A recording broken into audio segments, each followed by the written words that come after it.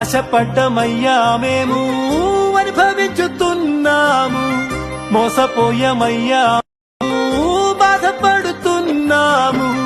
నీతి లేని హామీలు నమ్మి నిర్వెల్ల కూలినాము, నీ చేయి విడిచిపెట్టి అనాథలైనాము. అన్నమమ్మ మన్నించు, నీతోనే ఉంటాము, మా చేయి విడువకు, నీ నీడమవుతాము. జగనన్న నీరును ఏమిస్తే తీరును.